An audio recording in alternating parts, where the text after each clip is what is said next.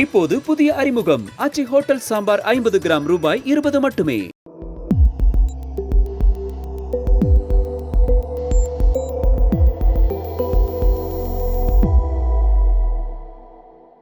தமிழ் தடம் நேயர்களுக்கு வணக்கம். நம்மோடு உரையாட ஊடகவியலாளர் திரு கேப்ரியல் இணைந்திருக்காங்க. வாங்க பேசலாம். வணக்கம். வணக்கம்.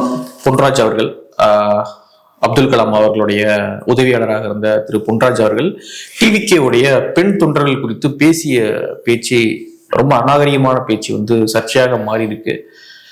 அதற்கு திரும்ப அவர் சொல்லியிருக்காரு, இல்ல நான் பேசியது கரெக்டு தான், இதுல இருந்து நான் பின்வாங்க போறதில்லை அப்படின்னு சொல்லியிருக்காரு.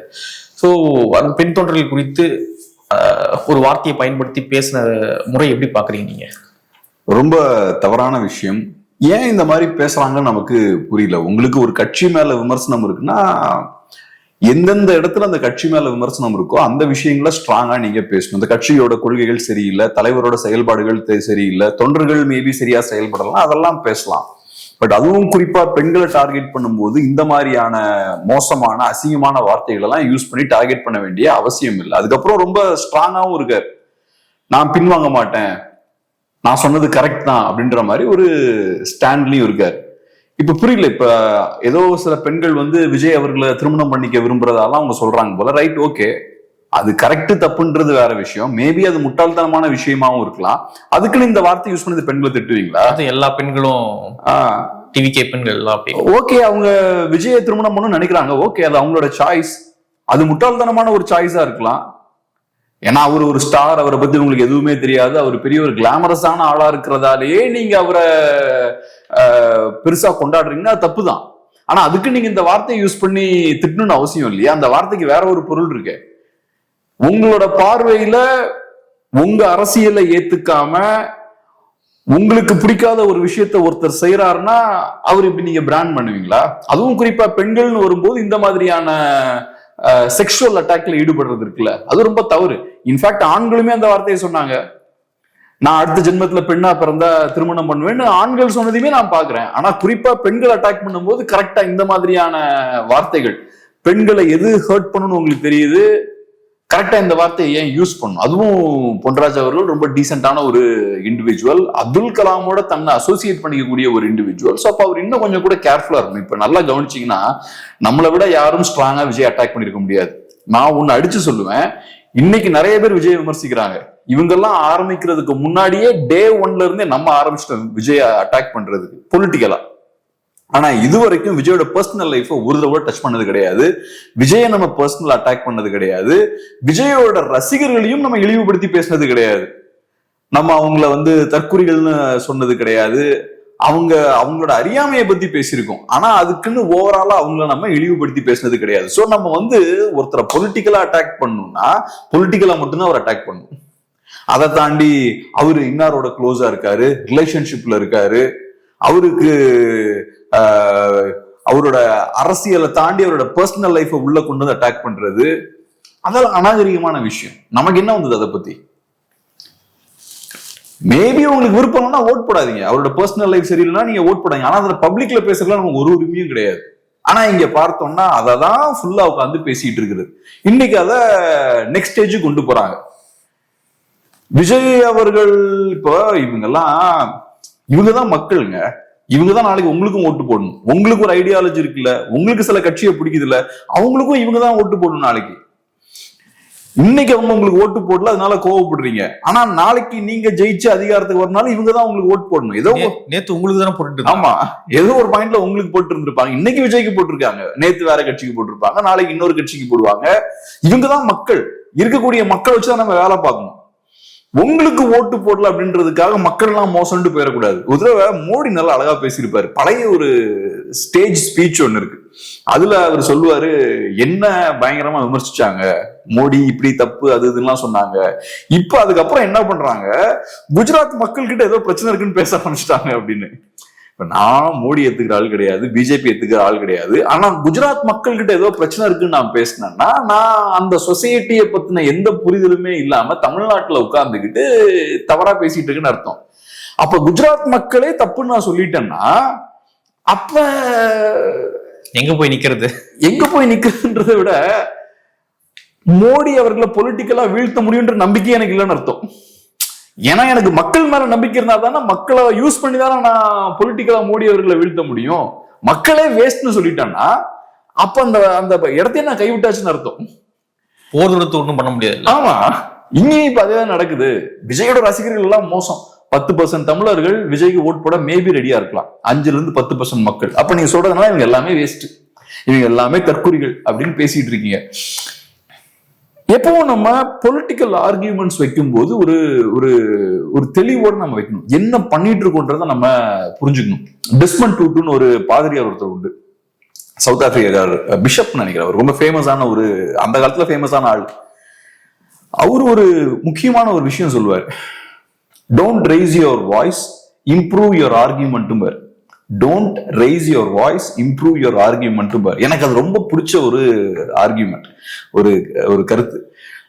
டிவியில பார்க்கும்போது சில நேரம் சில பேருக்கு அவங்களோட தத்துவங்களை, அவங்களோட அரசியல் நிலைப்பாட்டை டிஃபெண்ட் பண்ண முடியலன்னா பர்சனல் அட்டாக்ல இறங்கிடுவாங்க, எமோஷன் ஆன மாதிரி கியாமியான்னு கத்துவாங்க, இந்த மாதிரியான விஷயங்கள்லாம் பண்ணுவாங்க, ஷார்ட் கட் எல்லாம் எடுப்பாங்க. சோ ஒருத்தன் ஸ்ட்ராங்கான ஆர்கியூமெண்ட் வைக்க முடியலன்ற சூழல் ஏற்படும் போதுதான் இந்த மாதிரியான பர்சனல் அட்டாக்ல போறது, அவனோட பர்சனல் லைஃப்ல கைய வைக்கிறது, அதுக்கப்புறம் இமோஷனலா கத்துறது, அபியூஸை தூக்கி எறிகிறது, இதெல்லாம் பண்றது அதனாலதான்.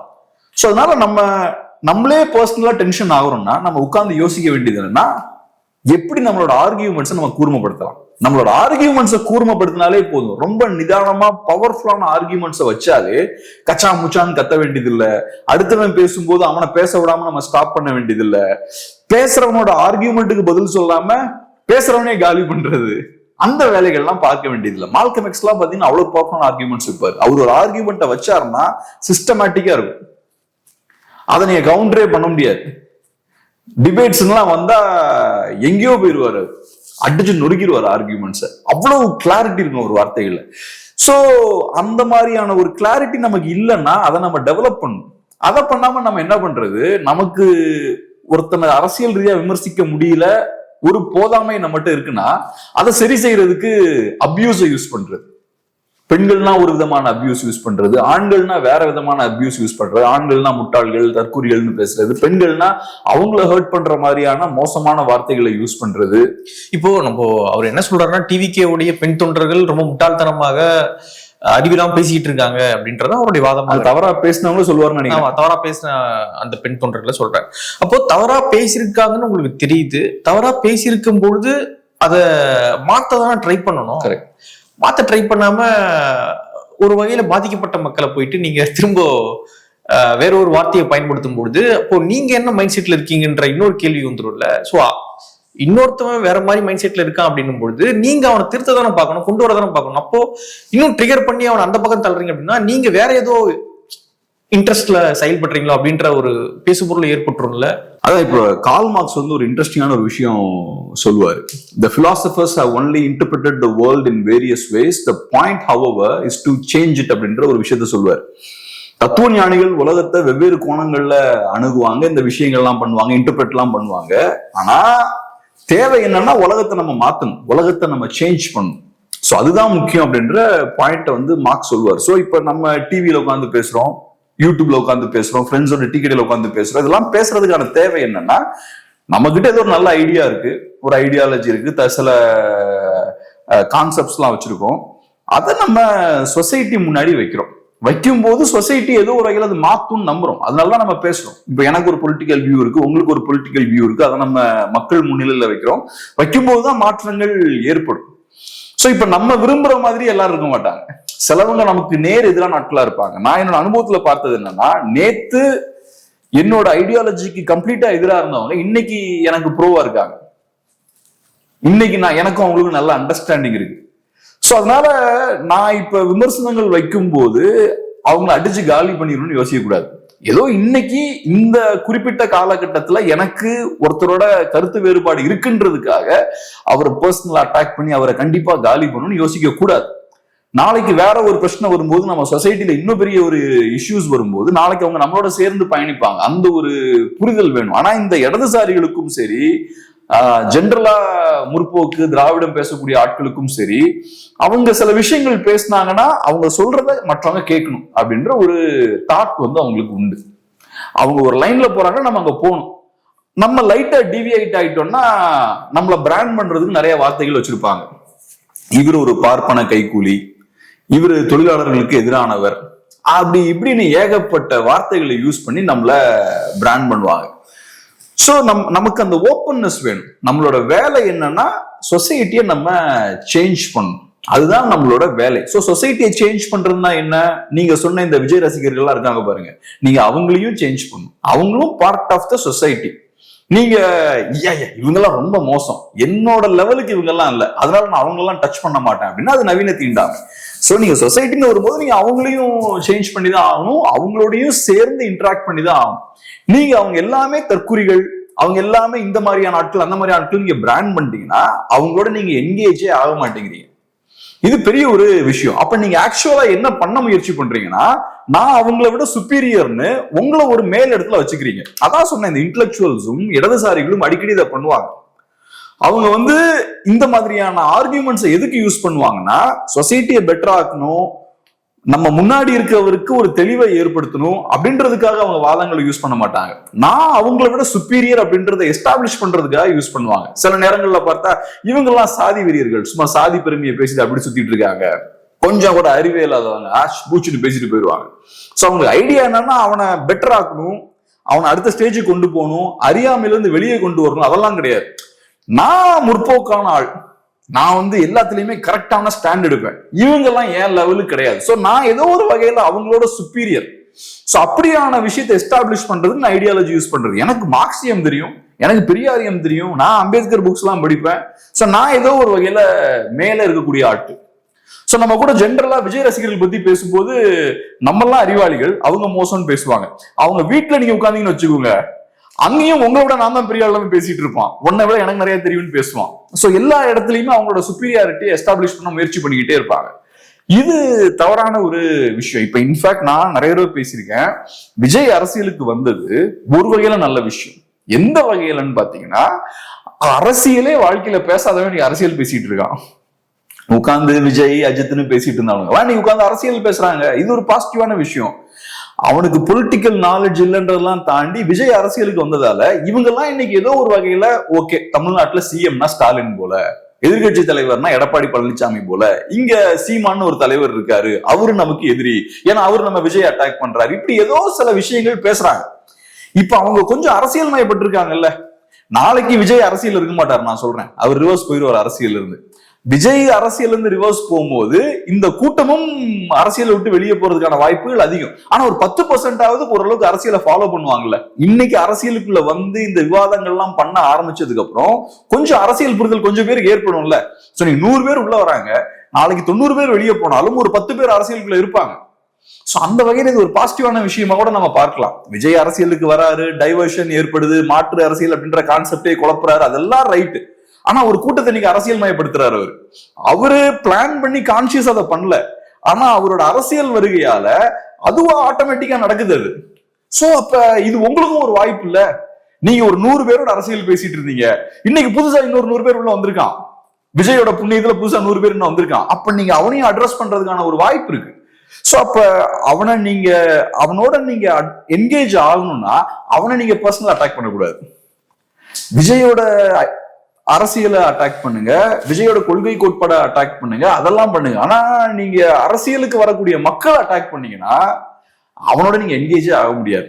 அதுவும் அட்டாக் பண்ணலாம், அதுல ஒரு ஒரு அளவு இருக்கு இல்லையா? சோ எந்த ஒரு பெண்களை போயிட்டு எந்த அளவுக்கு நம்ம போயிட்டு இறங்குறோம் அப்படின்னும் பொழுது நம்மளுடைய தரம் தாழ்ந்துரும் இல்ல. ஒரு இடத்துல இப்ப அட்டாக் பண்ணலாம்னா அது எப்படின்னா, இப்ப நீங்க ஒரு தப்பான ஸ்டாண்ட் எடுக்கணும்னு வச்சுப்போம், அதான் தப்புன்னு சொல்லலாம். பிரபு ரொம்ப தவறான ஸ்டாண்டர்ட் எடுக்கிறீங்க, நான் தப்பான ஸ்டாண்டர்ட் எடுக்கிறேன், நீங்க என்ன சொல்லலாம். அதே மாதிரி விஜயோட ரசிகர்கள் ஒரு தப்பான புரிதல்ல தவறான விஷயம் பண்றாங்க, கூட்டமா வராங்க, போற இடத்துல எல்லாம் கடையை அடிச்சு உடைக்கிறாங்க, இன்னொருத்தனோட வீட்டுக்குள்ள ஏறுறாங்க, ஆம்புலன்ஸுக்கு வழி இல்ல, டிராபிக் பிரச்சனை ஏற்படுத்துறாங்கன்னா அதை நம்ம கண்டிப்பா பேசலாம். ஆனா அதை தாண்டி நம்ம பர்சனலா இவங்க எல்லாமே முட்டாள்கள்னு பிராண்ட் பண்ணிட்டோம்னா அவங்க கூட நான் பேசுறதுல அர்த்தமே இல்லைன்ற பொருள் அது. அவனும் என்ன அதே மாதிரிதான் பார்ப்பான், ஆமா இவருக்கு எல்லாம் தெரியும் போடாண்டு அவனும் போயிடுவான். அப்ப நானும் அவனோட இன்டராக்ட் பண்ண முடியாது, அவனும் என்னோட இன்டராக்ட் பண்ண முடியாது. அப்படிப்பட்ட சூழலை ஏற்படுத்தக்கூடாதுன்ற. அட்டாக் பண்ணுங்க, பொலிட்டிக்கலா அட்டாக் பண்ணுங்க. அட்டாக்ன்றது அதுதான். பர்சனலா எங்கேயுமே இறங்கக்கூடாது. விஜய் அவர்களையும் பர்சனல் அட்டாக் பண்ணக்கூடாது, சம்பந்தமே இல்லாத பெண்களையும் உள்ள கொண்டு வரக்கூடாது. இதே மாதிரி ரசிகர்களுக்கும் அவங்களும் மனிதர்கள் தானே, அவங்களையும் பர்சனலி அட்டாக் பண்ணக்கூடாதுல்ல.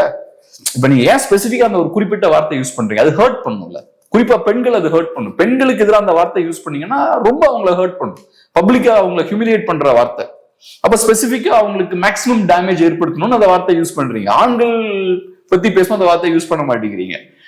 இது இவர் பிளான் பண்ணி பண்ணாருன்னா நான் சொல்ல, பட் பிளான் பண்ணி தான் பண்ணியிருக்காருன்னு நான் சொல்றேன். ஏன்னா அவர் திரும்ப சொல்லும் பொழுது நான் உறுதியாக இருக்குன்றாரு. அது ஈகோன்னு நினைக்கிறேன்.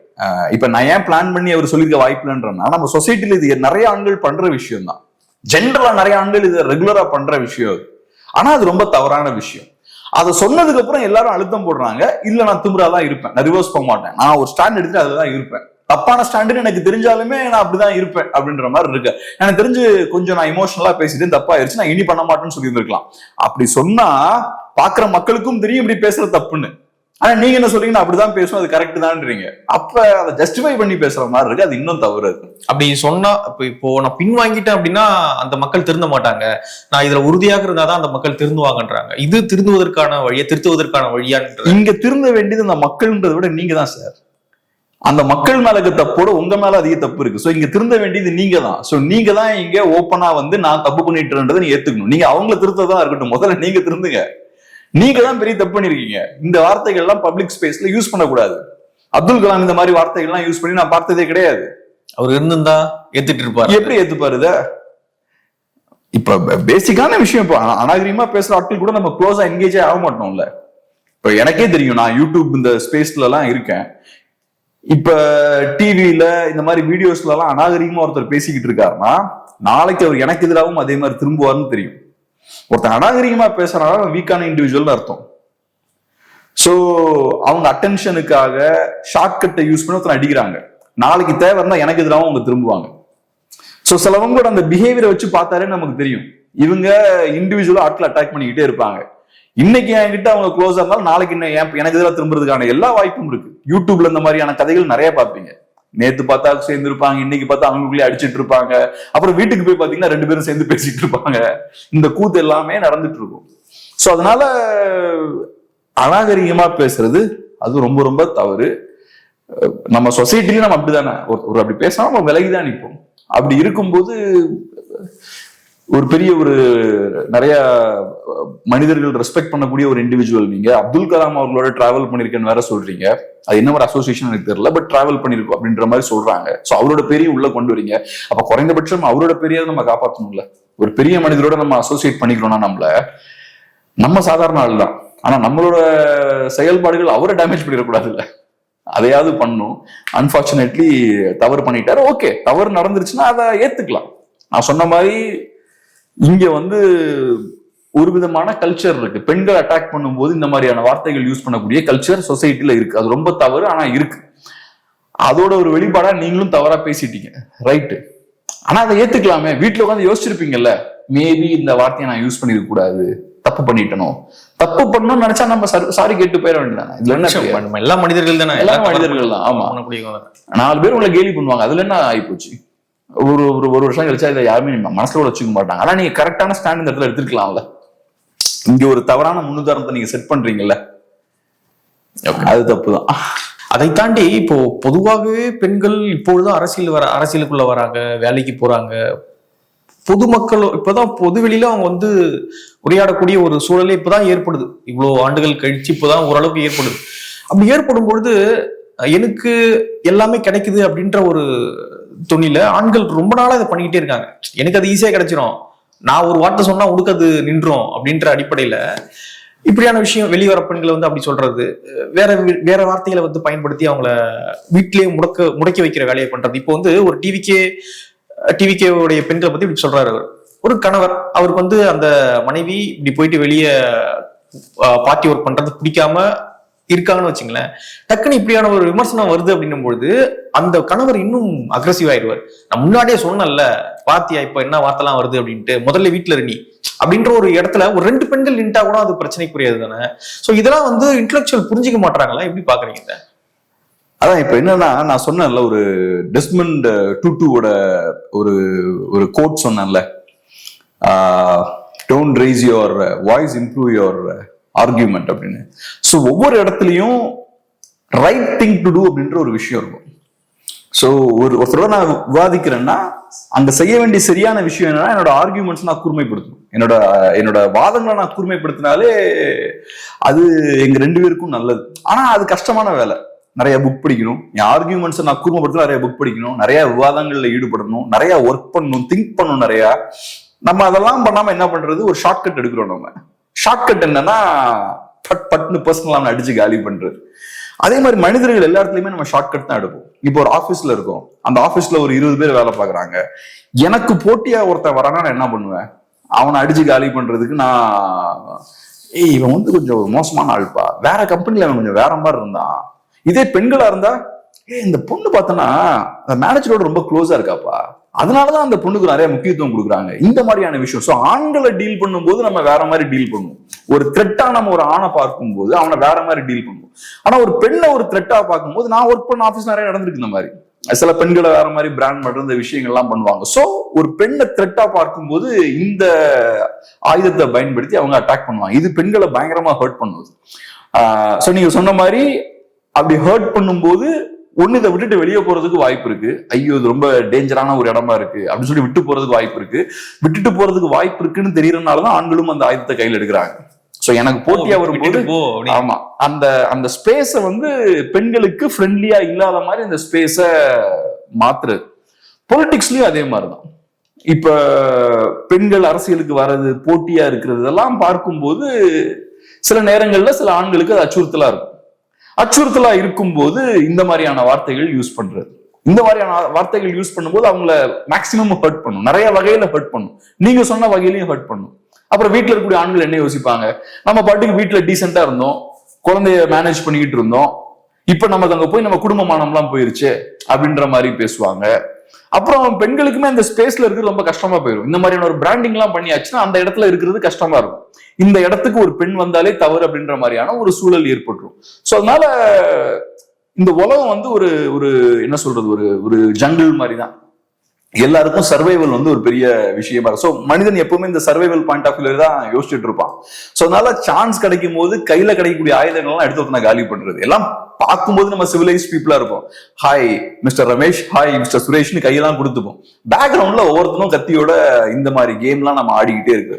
அதுல ஆண்களை ஒரு விதமா டீல் பண்றது, பெண்களை ஒரு விதமா டீல் பண்றது, பொலிட்டிக்கலா நம்ம ஒவ்வொரு விதமான காய்களை நகர்த்துறது, அதெல்லாம் ஓகே. ஆனா இந்த மாதிரியான சீப்பான ஆயுதங்களை கையில் எடுக்கக்கூடாது. நான் சொன்ன மாதிரி ஒருத்தர் நிஜமா நம்ம ஓவர்டேக் பண்ணணும்னா செய்ய வேண்டிய விஷயத்த கரெக்டா செய்யணும். ரைட் திங் ரைட் டைம்ல நம்ம கரெக்டா பண்ணணும்.